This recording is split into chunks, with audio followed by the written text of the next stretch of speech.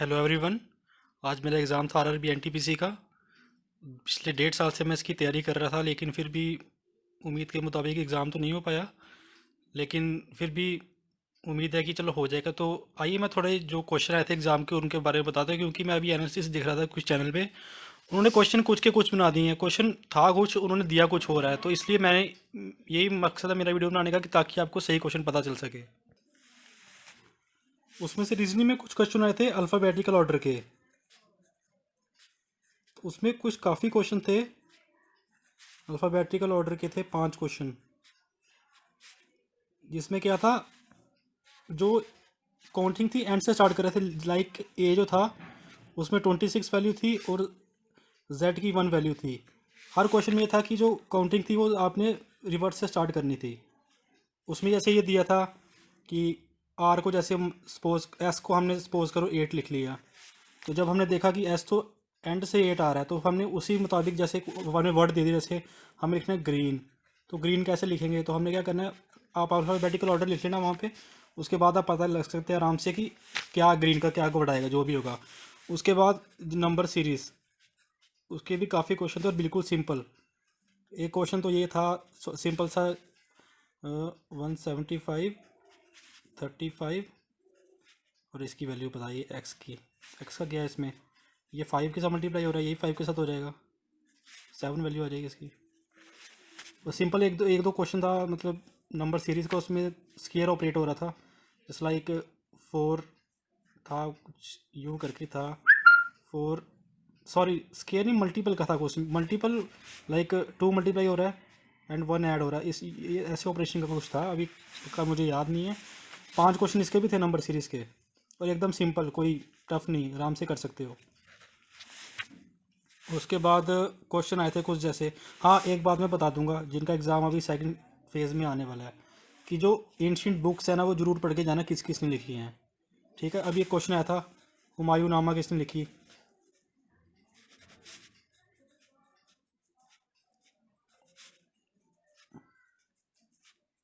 इसको लिखा गुलबदन बेगम ने।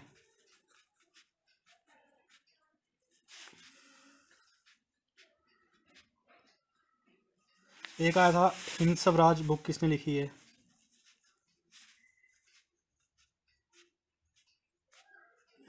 ठीक है, हिंद स्वराज हो गया।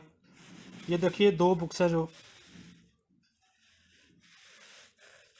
ये पढ़ के ज़रूर जाना है, क्योंकि काफ़ी लोग मैंने देखा है इन चीज़ों को मिस कर देते हैं। वो लेटेस्ट जो भी नई बुक्स पब्लिश हो रही हैं, जो कुछ भी है वो पढ़ेंगे, लेकिन पुरानी बुक नहीं पढ़े। इसलिए ये चीज़ जरूर पढ़ के जाना है। अभी जो भी है, अगर नहीं भी पढ़ी तो पढ़ लो, ज़्यादा टाइम नहीं लगेगा पढ़ने में।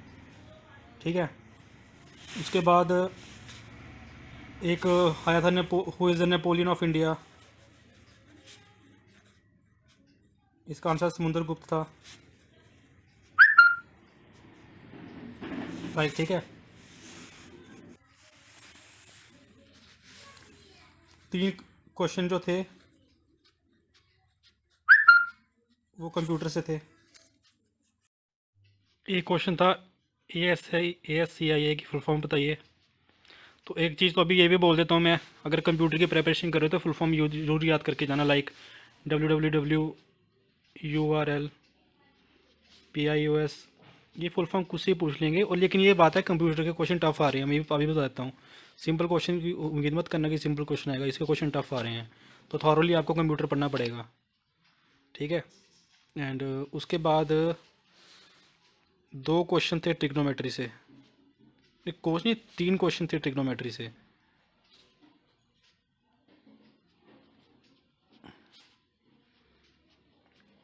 इसमें से ट्रिग्नोमेट्री के 3 थे, मतलब सिंपल थे, ज़्यादा टफ नहीं थे। बस आपको कॉन्सेप्ट पता होना चाहिए ट्रिग्नोमेट्री का, तो आपको कोई दिक्कत नहीं होने वाली। एंड उसके बाद हाँ, LCM एंड HCF का, जैसे मेरे को उसमें दी थी फ्रैक्शन की थी, जैसे लाइक ये थी, ऐसे इसके क्वेश्चन था कुछ, जैसे इसका मेरे को निकालना था जो भी, मतलब ऐसे ही। अभी एक्यूरेट क्वेश्चन तो नहीं है, पर ये ऐसा क्वेश्चन आया था HCF LCM निकालने के लिए। तो इसका कैसे निकलेगा, अगर निकालना हो तो न्यूमरेटर का आप LCM लोगे और डिनोमिनेटर का HCF लोगे, तो आपका LCM निकल जाएगा। तो उसके बाद कुछ क्वेश्चन थे अपने हाँ, एक क्वेश्चन था कि दो क्यूब की साइड है 10 सेंटीमीटर, वो मिला के वो क्यूबाइड बनाता है उसका, दोनों को मिला के। तो क्यूबाइड का वॉल्यूम पूछा था कितना आएगा। ठीक है, एक ही आंसर था इसका। आंसर जो था वो था 1000 सेंटीमीटर स्क्वायर। और मेंस्ट्रुएशन से तो ज़्यादा क्वेश्चन नहीं थे आज, ना तो मेरे को ज्योमेट्री का दिखा था कोई। हाँ, एक क्वेश्चन ये पूछा था कि जो 2019 के जो लोकसभा इलेक्शन है, इनमें कितनी टोटल सीट थी। 543 ऑप्शन था इसका, वैसे जो कि मैं गलत करके आया हूँ अभी, और मैं देख के बता रहा हूँ कि 543 आंसर है इसका। ठीक है, तो ये छोटी छोटी चीज़ें पढ़ के जाना, क्योंकि यहीं से बन रहा है। मेजर मेजर चीज़ें पढ़ते रहोगे, मैंने छोड़ दोगे। ठीक है, क्योंकि मैंने काफ़ी लोग देखे हैं जो सिर्फ मेन मेन चीज़ें करेंगे, छोटी छोटी चीज़ें छोड़ देंगे। अब जैसे मैं आपको बताता हूँ, आज क्या पूछा है, यूएनडीपी के फुल फॉर्म। अब क्या किया, यूएनडी की तो फुल फॉर्म दे दी, ठीक। अब पी में आपको क्या दिया, प्रोजेक्ट दे दिया, प्रोग्राम दे दिया, और दो तीन वर्ड दे दिए, आप कंफ्यूज। अब जिसने मतलब थॉरोली नहीं पढ़ा उसके लिए तो है ना कि मुश्किल, उसको पता यूएनडीपी, अब ये नहीं पता पी फॉर क्या, प्रोग्राम है, प्रोजेक्ट है, क्या है। ठीक है, तो ये पढ़ के जाना पूरा कि पी, हर एक वर्ड को देखना आपने।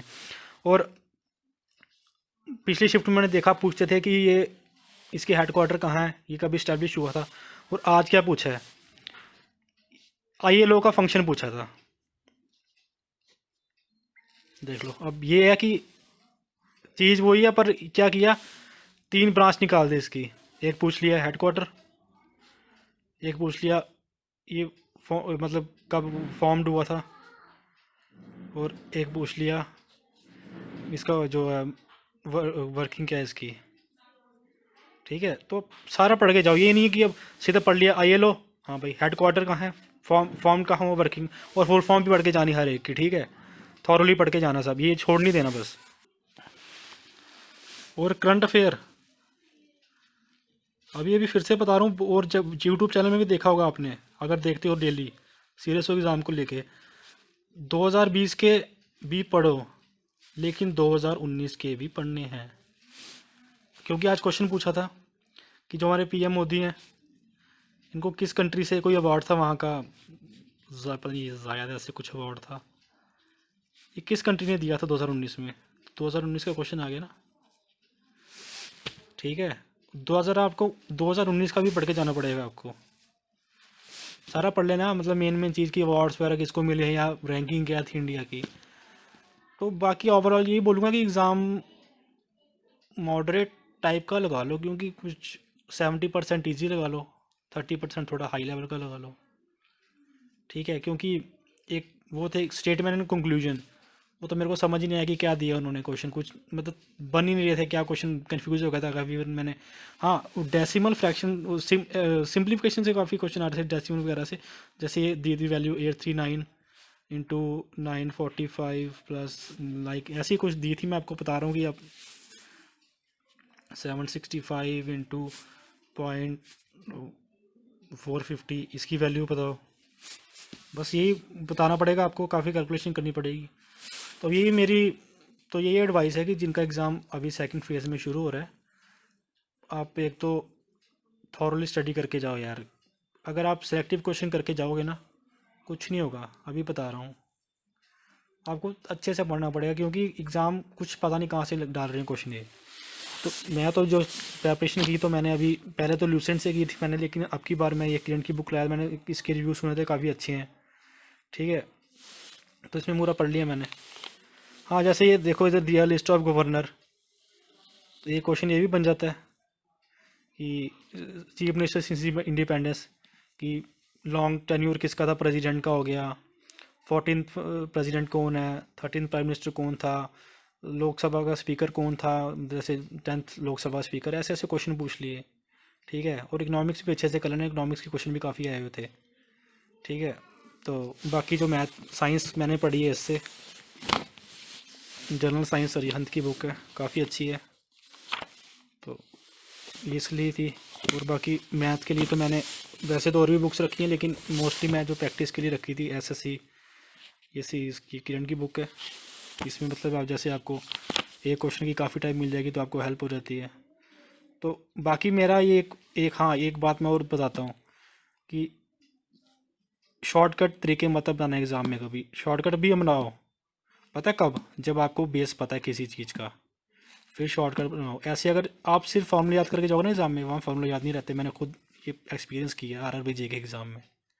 ठीक है, वो चलो खैर मेरा एग्ज़ाम तो पास हो गया था, मेंस में नहीं हुआ था, लेकिन प्री मैंने पास किया था, 55 मार्क्स थे मेरे। तो मैं उसमें मतलब मैथ्स के ना कॉन्सेप्ट मैंने पढ़ा नहीं, मैं सिर्फ चला गया करके फार्मूला याद, वहाँ जाके एक फार्मूला नहीं आया मेरे को।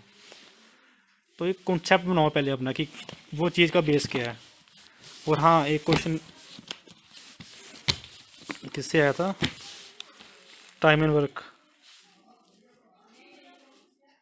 टाइम एंड वर्क से आया था, प्रॉफिट लॉस का आया था, रेशियो प्रपोर्शन का था। बिल्कुल सिंपल सा क्वेश्चन था रेशियो प्रपोर्शन का। परसेंटेज का था। इसमें क्या था परसेंटेज में कि कुछ जैसे 1000 बॉयज़ और 600 गर्ल्स थी, उसमें लिखा कि कुछ परसेंट फेल हो रहे हैं, लाइक पता नहीं 40% थे बॉयज़ ऐसे कुछ पास हो रहे हैं, तो बताओ फेल होने की परसेंटेज कितनी है, ये पूछा था उसमें परसेंटेज में। ठीक है, तो आप ये जो जैसे मेन मेन टॉपिक है ना, प्रॉफिट लॉस हो गया, रेशियो प्रोपोर्शन हो गया, LCM HCF हो गया। हाँ, ये एक मेन चीज़, अगर कोई मेरी वीडियो देख रहा है जो मीडियन पढ़ रहा है, मीडियन, ठीक है, मीडियन में क्या है, आपने सिर्फ मीडियन पढ़ा होगा, जैसे कि आपको ये दे दिया है कुछ भी वैल्यू, जैसे 1 3 2 5 4 5 6, ये दे दिया, ये तो सिंपल है मीडियन निकालना है इसका। लेकिन अब मेरे को क्वेश्चन कैसे आया था, टेलर फॉर्म का था। जैसे यहाँ पे वैल्यूज़ दी हुई थी लाइक 1 2 3 4 5, और दिया था यहाँ पे 4K। जैसे यहाँ पे भी वैल्यू थी, जैसे 2 लगा लो, 5 1, तो ये K की वैल्यू निकालनी है, तो थोड़ा ना मुश्किल का हो गया। तो मेरे को भी नहीं आता था क्वेश्चन ये, तो इसकी प्रैक्टिस आपको बहुत जरूरी है कि इसके कैसे क्वेश्चन निकालने हैं K की वैल्यू। आप प्रैक्टिस कर लो, अभी जिनका जाकर 16 को भी है ना, तो प्रैक्टिस करके जाओ, क्योंकि ऐसे शॉर्टकट मतलब करना। और हाँ यार, एक बात याद रखना, कभी ना MCQ देखिए, नहीं सोचो कि MCQ पढ़ लेते निकल जाएगा पेपर। आपको पहले ही एक बार थ्योरी पढ़नी पड़ेगी, फिर उसके बाद ही MCQ पढ़ना। MCQ पढ़ो अच्छी बात है, लेकिन थ्योरी पढ़ने के बाद सिमिलरली पहले कॉन्सेप्ट पढ़ाओ, फिर शॉर्टकट मेथड पढ़ो। और जिनका भी एग्ज़ाम है अपकमिंग डेज़ में, ऑल द बेस्ट, अच्छे से करो और जॉब लो जल्दी। ओके, थैंक यू वीडियो देखने के लिए।